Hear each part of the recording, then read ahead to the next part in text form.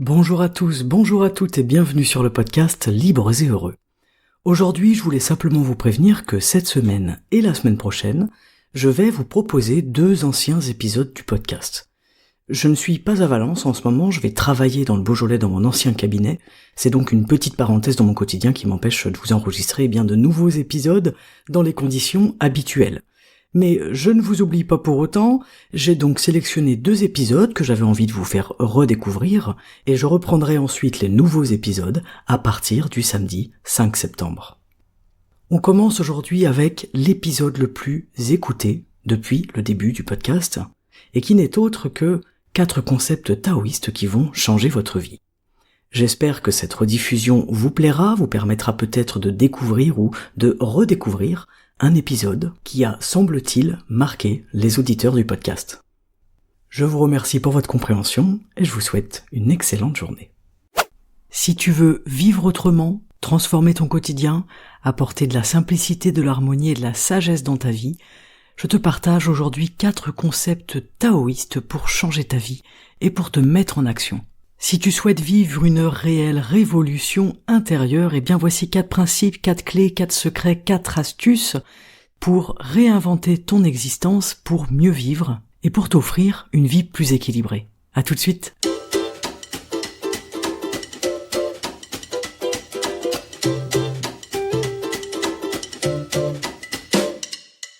Bonjour et bienvenue sur le podcast Libres et Heureux. Chaque samedi, un épisode pour vous aider à nourrir, développer et transformer votre esprit. Si vous souhaitez reprendre votre vie en main, amorcer un changement ou adopter tout simplement une attitude positive et volontaire dans votre vie au quotidien, eh bien vous êtes exactement au bon endroit. Ce podcast, il est axé sur l'action, sur l'acceptation, grâce à des outils puissants de coaching ainsi qu'une approche taoïste de la vie. Je vous remercie d'être ici et je vous souhaite une excellente écoute. Salut les amis et bienvenue pour un nouvel épisode aujourd'hui. Et dans cet épisode, je vous partage 4 astuces, 4 secrets taoïstes pour transformer votre vie, avec une introduction aussi enrichissante que possible à cette sagesse ancienne du taoïsme et de la médecine chinoise. Et le but de cet épisode, c'est de vous aider à l'appliquer dans votre vie quotidienne.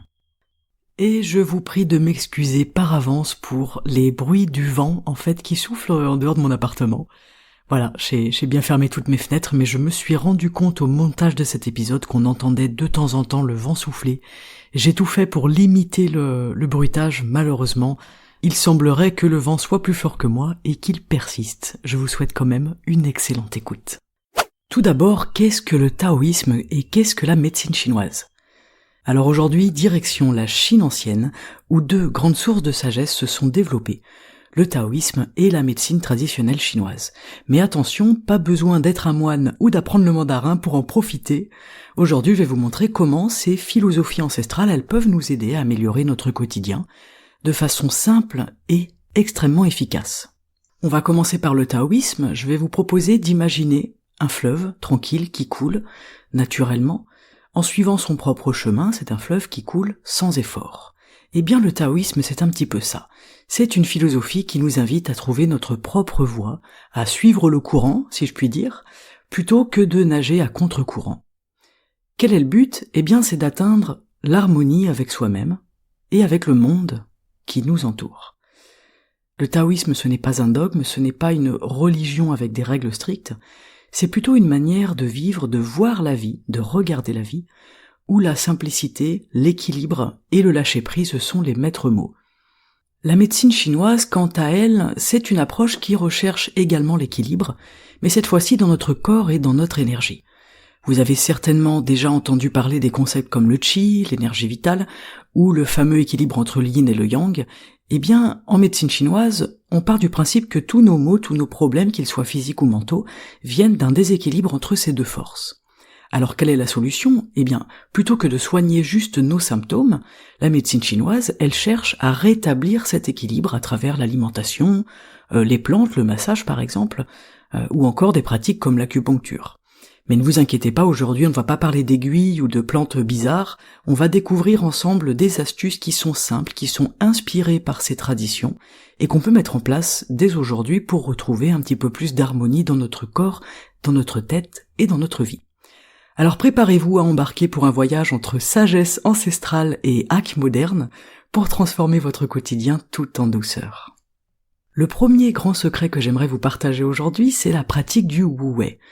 Le Wu-Wei, c'est l'art de la non-action, c'est l'art du non-agir. C'est un concept clé du taoïsme qui à première vue peut paraître un petit peu mystérieux, un petit peu bizarre, mais qui en fait pourrait bien changer votre façon d'aborder la vie. Ce concept, le Wu-Wei, se traduit littéralement par non-action. Mais attention, ça ne veut pas dire qu'on n'agit pas. Ça ne veut pas dire qu'on ne fait rien du tout et qu'on passe notre temps allongé sur notre canapé. Le Wu-Wei, c'est l'art d'agir sans effort, c'est l'art de ne pas forcer les choses. Imaginez-vous dans une rivière, si vous essayez de nager à contre-courant, vous allez vous épuiser. Le Wu-Wei, c'est plutôt l'idée de nous laisser porter par ce courant et de trouver le chemin le plus naturel, le plus fluide, qui va être par conséquent le chemin le plus accessible.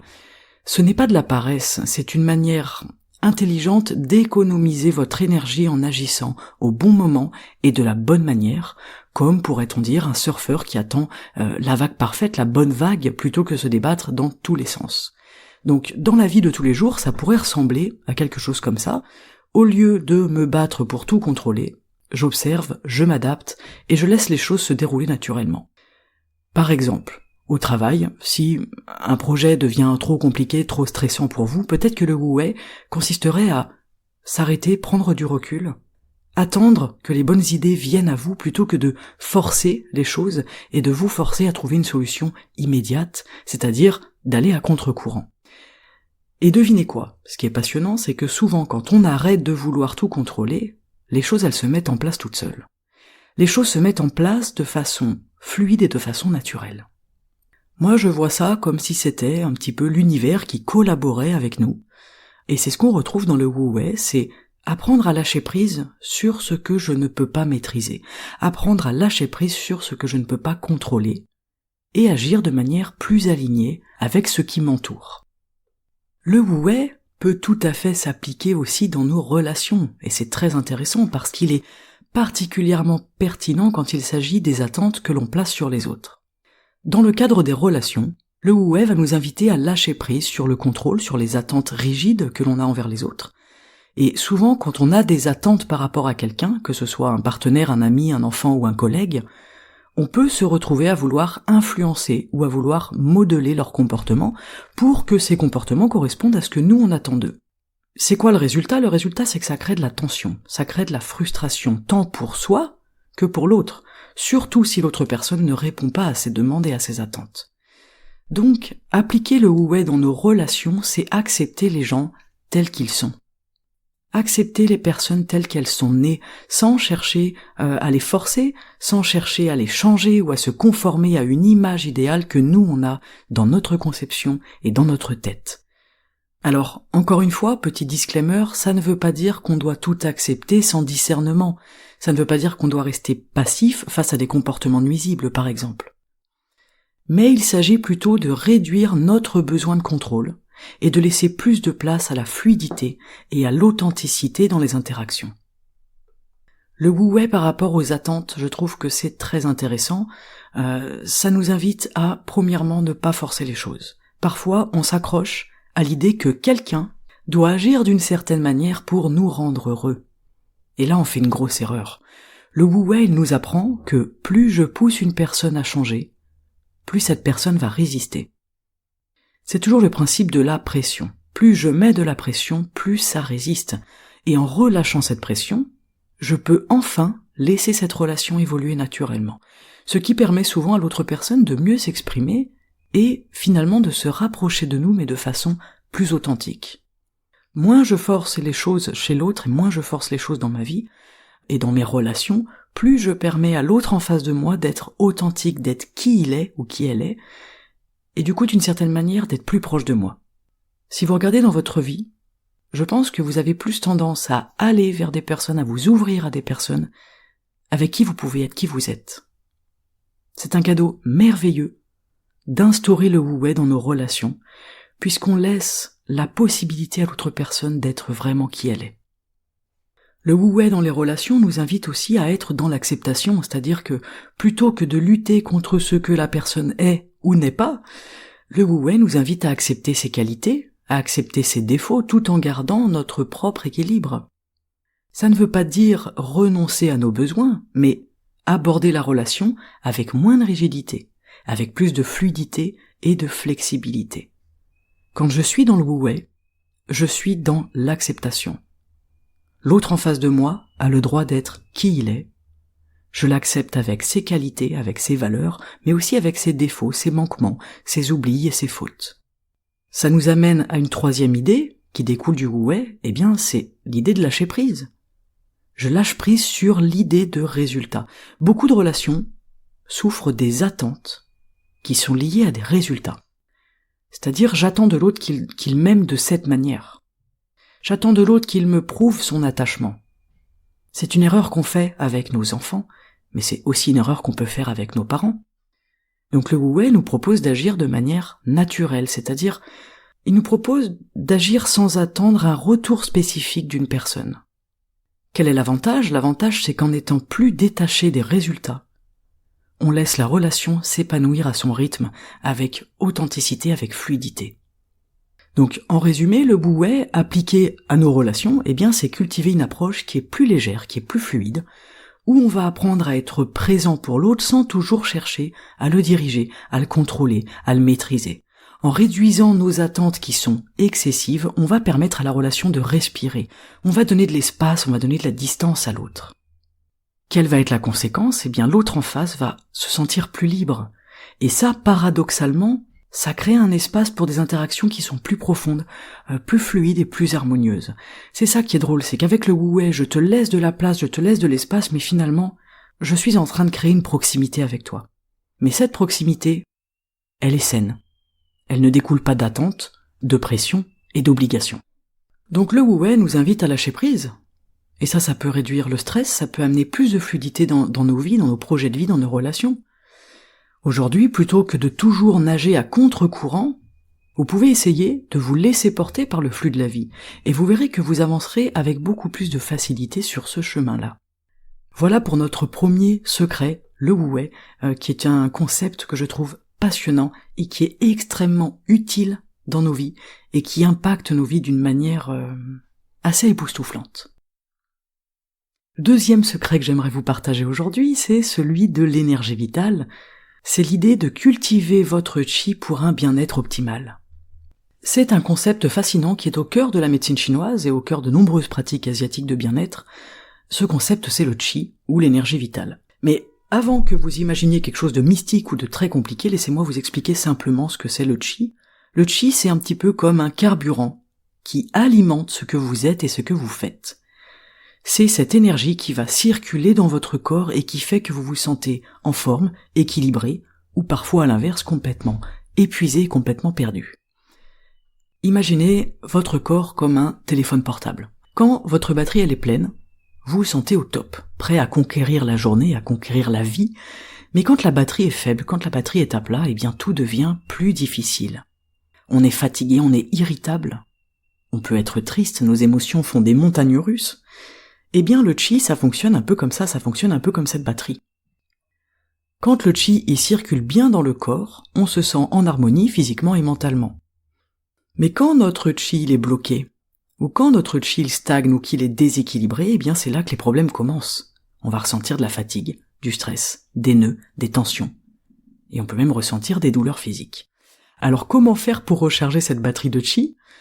C'est là qu'interviennent les pratiques énergétiques, comme le Qigong dont je vous parle souvent, mais aussi le Tai Chi, et également les exercices de respiration et de méditation. Quel est leur but ? Pourquoi est-ce qu'on conseille de faire du Qigong, du Tai Chi, de la méditation, etc. Eh bien parce qu'ils nous permettent, ces exercices, de mieux faire circuler notre Qi. Du coup, ils nous permettent de défaire les blocages, et de ramener de l'équilibre à l'intérieur de nous. On pourrait dire que ce sont des hacks moderne pour garder notre batterie bien chargée. On peut prendre l'exemple de la respiration. Quand on est stressé, on va respirer de manière superficielle. Vous savez, on respire avec le haut du corps. Et ça peut bloquer notre énergie. Mais si on prend le temps, juste quelques minutes, de respirer profondément, avec le ventre, calmement, eh bien on va libérer ces blocages et notre énergie, elle va recommencer à circuler librement à l'intérieur de nous. Le résultat est sans attente, on se sent instantanément plus détendu, plus clair dans notre tête et mieux dans notre corps. On peut prendre un autre exemple, celui du tai chi. Les mouvements doux du tai chi sont très intéressants, c'est comme si on faisait des petits ajustements sur notre batterie interne pour optimiser sa performance. Ces mouvements, ils sont conçus pour une raison, ils sont conçus pour que notre chi circule naturellement sans blocage. C'est quoi le but ? Eh bien, ça nous aide à prévenir la fatigue, ça nous aide à calmer les pensées, les émotions et à améliorer notre santé en général. Il y a également la pratique du Qigong qui littéralement signifie exercice du Qi et qui a de nombreux bienfaits sur la circulation de notre énergie vitale. Donc, en résumé, cette notion de Qi, elle est fondamentale. Il faut garder notre Qi en mouvement, c'est un petit peu comme entretenir une voiture. Si vous voulez que l'énergie circule bien pour éviter la panne, que ce soit sur le plan physique ou sur le plan émotionnel, on doit garder notre Qi en mouvement. Les pratiques énergétiques chinoises, c'est comme une station de recharge pour notre corps, pour notre esprit. Elles nous permettent de rester en équilibre ou de retrouver un équilibre, de gérer notre stress, de gérer nos émotions, de calmer nos émotions et de nous sentir globalement plus en forme.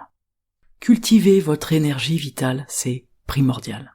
Pour notre troisième astuce, notre troisième grand secret que j'adore là encore une fois, c'est la notion du yin et du yang, c'est-à-dire qu'on va s'intéresser sur le fait d'harmoniser le yin et le yang dans notre vie. Donc là, on plonge dans un autre concept essentiel de la médecine chinoise, le fameux yin et yang. Donc peut-être que vous n'avez jamais étudié la médecine chinoise, c'est ok, vous avez déjà sûrement dû voir ce symbole rond, moitié blanc, moitié noir, avec une petite pointe, un petit point noir dans la partie blanche et un petit point blanc dans la partie noire. Ça s'appelle le Taiji. Qu'est-ce que ça signifie vraiment et surtout comment est-ce que ça peut nous aider dans notre vie de tous les jours ? Eh bien en fait, le yin et le yang c'est passionnant, c'est la représentation de deux forces opposées mais complémentaires qui existent partout dans l'univers. Vous avez bien entendu, ce concept du yin et du yang et des deux forces opposées mais complémentaires existe partout dans l'univers, dans chaque chose qui existe et donc aussi en vous. Le yin, c'est tout ce qui est calme, tout ce qui est doux, tout ce qui est froid, lent, introspectif, et le yang, c'est tout le contraire, c'est tout ce qui est actif, ce qui est lumineux, ce qui est chaud, ce qui est dynamique. On pourrait dire que le yin, c'est comme la nuit, et que le yang, c'est comme le jour, par exemple, si on voulait donner une image. Mais attention, ces deux forces, elles ne s'opposent pas de manière violente, pas du tout, elles travaillent ensemble, en fait, pour créer l'équilibre. Ce fameux équilibre dont on parle, en fait, dans la médecine chinoise et dans le taoïsme, il est symbolisé par ces deux forces qui sont opposées, mais qui ne sont pas dans une opposition violente, au contraire, qui travaillent ensemble pour créer et maintenir cet équilibre. Par exemple, pour être en forme, j'aurais besoin de moments de repos, donc de yin, et j'aurais besoin de moments d'action, donc de yang. Alors comment savoir si ces deux forces, elles sont déséquilibrées en nous ? Eh bien, il y a des signes qui sont assez faciles à repérer. Par exemple, si je suis dans un excès de yang, je vais me sentir excité, survolté, je vais avoir du mal à me poser, je vais être impatient, irritable, je peux avoir des bouffées de chaleur, je peux faire de l'insomnie. C'est comme si j'étais toujours en mode turbo et que mon corps me disait « on a besoin de ralentir ». À l'inverse, si je suis en excès de yin, je peux me sentir un peu plus fatigué, léthargique, sans énergie, peut-être même un peu déprimé, un peu frileux ou frileuse. C'est comme si j'étais constamment sous une couverture chaude sans jamais avoir envie de sortir du lit, sans jamais avoir l'énergie de bouger. Donc maintenant qu'on sait grossièrement comment repérer un déséquilibre, on va voir quelques astuces pour retrouver de l'harmonie entre ces deux forces, puisque vous l'avez compris, ces deux forces cherchent toujours à s'équilibrer et à être en harmonie. Admettons que j'ai trop de yang, trop d'action, trop d'excitation. Je vais ajouter un peu plus de yin dans ma vie pour calmer les choses. Comment est-ce que je vais faire ? Eh bien, avec des activités apaisantes comme la méditation, par exemple, le yoga, le qigong, ou juste passer du temps dans la nature. Je peux aller faire mon jardin, jardiner, désherber, etc. Je vais me réserver des moments de repos et de calme et je vais essayer de ne pas trop forcer ou planifier 3000 choses à la fois dans ma journée. On va aussi pouvoir agir avec l'alimentation, c'est-à-dire que je vais privilégier des aliments qu'on appelle yin, comme des fruits frais, des légumes verts. On va éviter de manger trop épicé, de manger frit, de boire trop de café, trop d'alcool, tout ce qui peut augmenter en fait ma chaleur interne. À l'inverse, admettons que j'ai trop de yin, trop de passivité, trop de froideur, trop de lenteur, je vais essayer de réveiller mon yang en bougeant un peu plus. Je peux faire des exercices stimulants, comme de la marche rapide, de la rando, du sport, même des danses dynamiques, des choses qui vont me faire un peu, qui vont me donner chaud, qui vont me faire un petit peu transpirer. Le but, c'est de remettre un petit peu de feu dans ma routine. Pareillement, sur le plan alimentaire, on va opter pour des plats plus chauds, des plats épicés, comme des soupes, du gingembre aussi, on peut ajouter du gingembre dans nos plats, tout ce qui va réchauffer notre corps. L'idée, c'est toujours de rechercher l'équilibre. C'est-à-dire que même si je me sens bien, je peux garder en tête cette idée de maintenir un équilibre en alternant les moments de calme et les moments d'activité. Un exemple tout simple, après une longue journée bien remplie, bien énervante, donc un peu plus yang, je vais prendre un temps pour me détendre avec un bon bain et un livre tranquille pour amener un peu plus de yin. En résumé, le yin et le yang, ça nous rappelle qu'en fait il est essentiel de retrouver, de ramener de l'équilibre entre ces deux énergies opposées, mais complémentaires, n'oublions pas. Et quand on sent que l'une de ces énergies prend trop de place dans notre vie par rapport à l'autre, que ce soit l'excès d'activité ou l'excès de passivité, eh bien il suffit de faire quelques ajustements pour rétablir l'harmonie, et on se sentira tout de suite plus aligné. On va tout de suite sentir une différence quand on va travailler à ajuster ces deux énergies dans un sens ou dans l'autre. Ce concept de yin et de yang, il est essentiel et je vous invite à le regarder dans tous les aspects de votre vie. Où est-ce qu'il y a du yin, où est-ce qu'il y a du yang? Comment est-ce que ces deux énergies, ces deux forces opposées arrivent à se compléter, arrivent à s'équilibrer dans votre quotidien? Pour terminer cet épisode, on va aborder notre 4e astuce, c'est l'importance de suivre les cycles naturels. Cette idée, elle est essentielle. Beaucoup de traditions anciennes, et notamment les médecines chinoises, la considèrent comme la clé du bien-être. C'est vivre en harmonie avec les cycles naturels. Si vous regardez bien, tout dans la nature fonctionne selon des rythmes. Le jour et la nuit, les saisons, les phases de la lune, et même les différentes étapes de notre vie. Et devinez quoi, nous aussi, on est profondément connectés et impactés par ces cycles, même si parfois on a tendance à l'oublier dans notre vie moderne. Si on prend l'exemple des saisons, on découvre et on apprend que chacune d'elles a une énergie différente. Et en médecine chinoise, on pense que notre corps et notre esprit doivent s'adapter à ces changements pour rester en bonne santé. Par exemple, en hiver, ça va être une période un peu yin. Tout est plus calme, la nature, elle se repose. Tout est froid, tout est lent. Et nous aussi, en fait, on a besoin de ralentir à ce moment-là. On a besoin de plus se reposer. On a besoin de manger des aliments chauds et nourrissants, comme des soupes ou des petits plats mijotés. C'est la saison idéale, en fait, pour recharger nos fameuses batteries. En été, qui va être une période plus yang, c'est l'explosion d'énergie. C'est le moment de sortir, c'est le moment de bouger, de manger plus léger, de manger des aliments frais comme des fruits et des légumes de saison, et de profiter de la lumière extérieure du soleil et de la chaleur. La clé ici, c'est en fait de ne pas lutter contre la nature et contre ses cycles. Si j'essaye de mener un rythme de vie frénétique en plein hiver, ou que je reste enfermé tout l'été, eh bien je risque de me sentir fatigué ou décalé, parce qu'en fait, je ne suis plus en phase avec les énergies de chaque saison. Alors pour mieux vivre avec les saisons, on va adapter notre alimentation, c'est très important, on va manger des légumes de saison. Ces légumes poussent à cette saison pour une raison, et on a besoin exactement de ce qu'ils nous proposent. Donc on va adapter notre alimentation, on va éviter de manger des tomates au mois de décembre, ou de manger de la pastèque au mois de décembre, ok. On va garder chaque légume dans sa propre saison, et on va adapter nos activités selon l'énergie de chaque période de l'année. Ensuite, on a aussi les cycles journaliers, le jour et la nuit. C'est un peu comme une version miniature des cycles de saison si on regarde. Le matin, votre énergie, elle commence à grimper. C'est le moment où il faut vous mettre en action. Le matin, c'est le meilleur moment pour être productif, ok ? Au milieu de la journée, c'est le pic de notre yang, on est à plein régime. Et puis, à mesure que la fin de journée approche, que le soir approche, eh bien, le yin commence à prendre le dessus. Ça, c'est valable pour la journée, mais c'est valable pour votre corps, hein. C'est-à-dire que votre corps et votre esprit ont besoin de ralentir à ce moment-là, de se préparer au repos. Le problème, c'est que nous, aujourd'hui, on vit à contre-courant de ce cycle. On reste stimulé jusqu'à très tard devant nos écrans ou en travaillant, alors qu'on devrait au contraire commencer à apaiser l'esprit pour mieux dormir, pour mieux nous reposer. Alors quelques astuces simples et de bon sens, je vais dire, c'est le soir on va adopter des activités plus calmes, comme la lecture, la respiration, la méditation, pour favoriser le repos. Le soir on va éviter les écrans et la lumière vive, on va essayer d'avoir une routine régulière pour respecter un rythme naturel. Ce n'est pas facile parce que le soir on rentre du travail et il y a plein de personnes qui adorent se mettre devant une série ou devant un film, j'en fais tout à fait partie, mais c'est à nous d'adapter les choses, d'essayer de respecter notre rythme et de nous forcer peut-être à changer.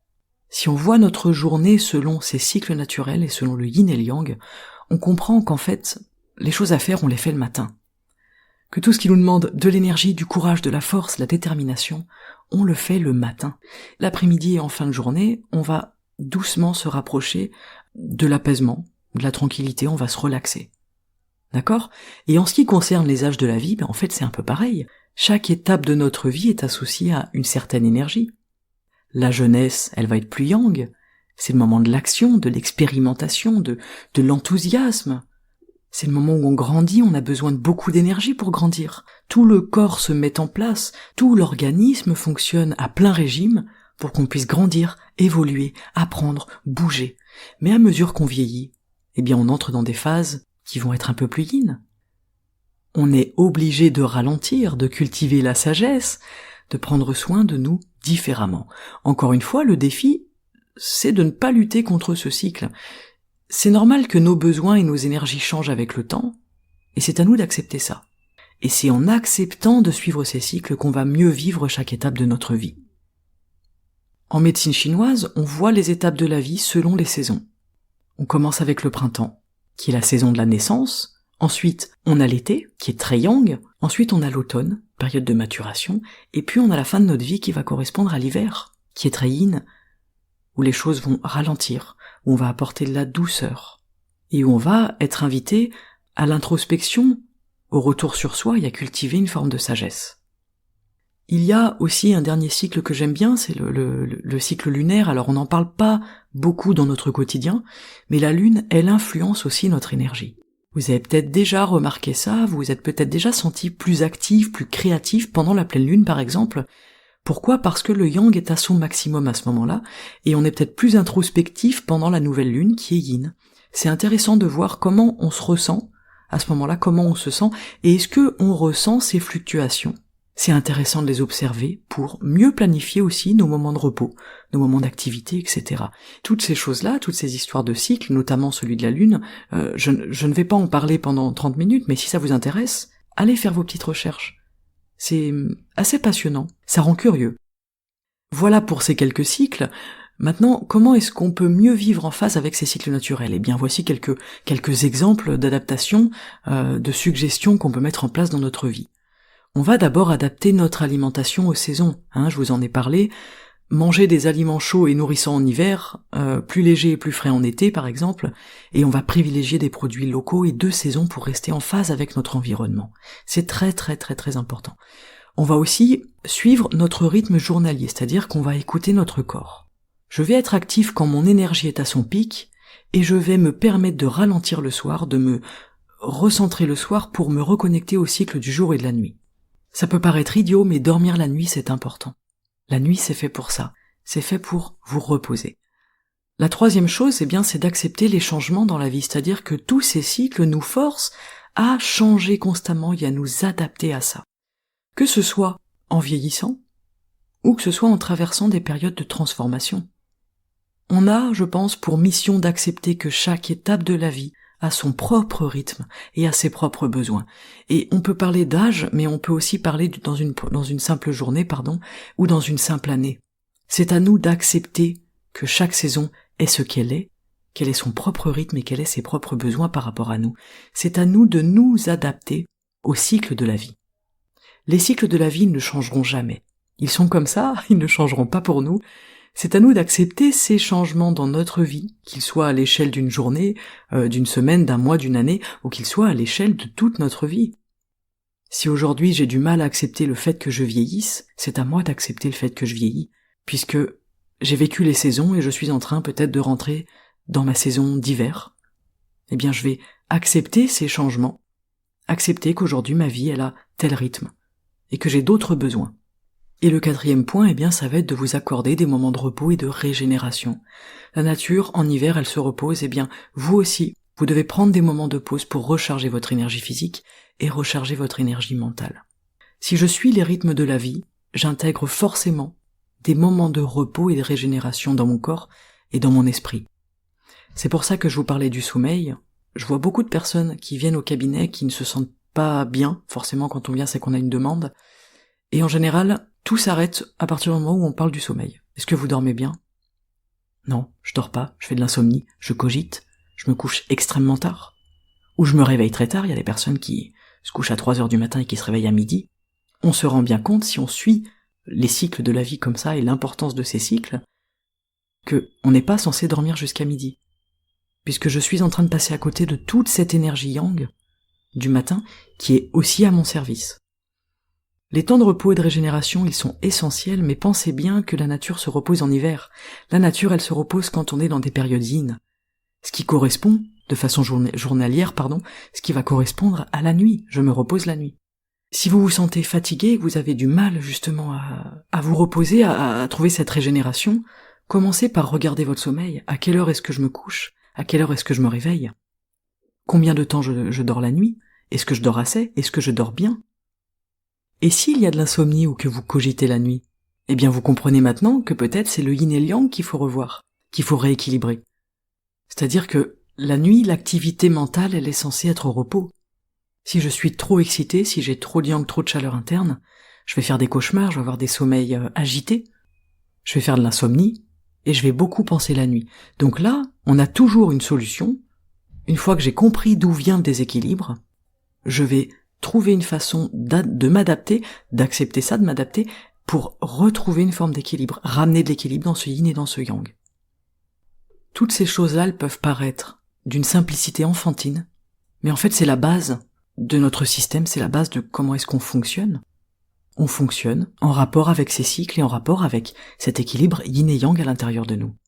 En bref, se reconnecter à tous ces cycles, c'est un petit peu comme retourner à l'essentiel, à retourner à ce qui vous maintient en équilibre. Plus je vis en phase avec les rythmes naturels, plus je me sens en harmonie avec moi-même, avec les autres, mais surtout avec le monde qui m'entoure et dans lequel je vis tous les jours de ma vie. Alors voilà, on arrive à la fin de cet épisode, consacré à la sagesse du taoïsme et de la médecine chinoise. Aujourd'hui, on a exploré plusieurs concepts essentiels pour mieux comprendre comment vivre en harmonie avec soi-même et avec le monde qui nous entoure, et du coup, tout ça, ça nous sert à quoi? Eh bien, ça nous sert à nous transformer. Je ne peux pas me transformer tant que je n'ai pas accepté les choses. Alors on a parlé du Wu Wei aujourd'hui, cet art de l'action, dans la non-action, qui nous apprend à ne pas forcer les choses et à nous laisser guider par le flux naturel de la vie. On a aussi vu ce qu'était le Qi, cette énergie vitale qui circule en nous, et comment est-ce que les pratiques énergétiques peuvent nous aider à équilibrer notre corps et notre esprit. On a ensuite découvert le yin et le yang, ou redécouvert pour certains, ces deux forces opposées mais complémentaires, qui sont essentielles à notre équilibre, comment reconnaître et ajuster les déséquilibres dans notre vie quotidienne. Et enfin, on a parlé de l'importance de suivre les cycles naturels, les saisons, le jour, la nuit, les étapes de la vie, et comment vivre plus en phase avec ces rythmes pour préserver notre bien-être.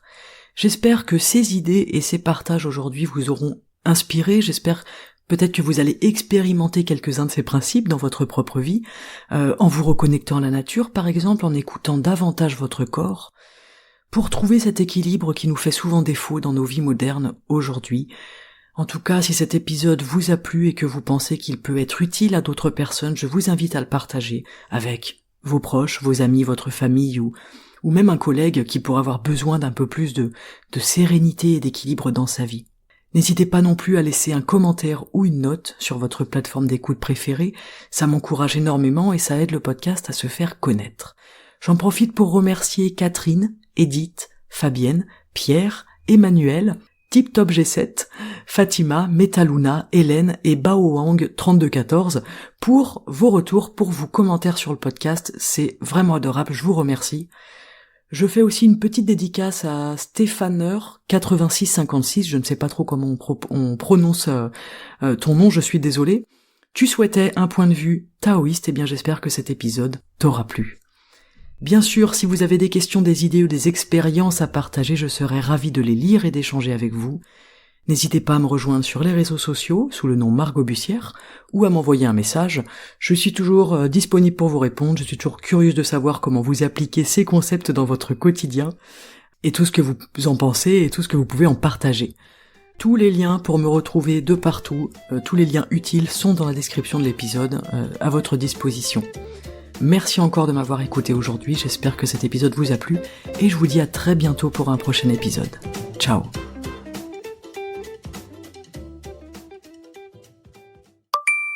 Hey, salut, c'est encore moi. Je voulais juste préciser que ce podcast il est destiné à des fins éducatives et informatives uniquement, que les informations que je te partage ici, elles sont basées sur des concepts issus du taoïsme, de la médecine chinoise, de pratiques traditionnelles et d'expériences personnelles, qu'elles ne doivent en aucun cas être interprétées comme des conseils médicaux ou un substitut à un diagnostic, un traitement ou un avis médical professionnel. Si tu as des préoccupations concernant ta santé ou ton bien-être, je te recommande de consulter un professionnel de la santé qui soit qualifié avant de commencer toute nouvelle pratique ou de modifier ton régime de soins actuel. Toute décision concernant ta santé doit être prise avec un professionnel de santé. Voilà pour les informations et mentions légales pour ce podcast. Excellente journée, à très bientôt. Ciao.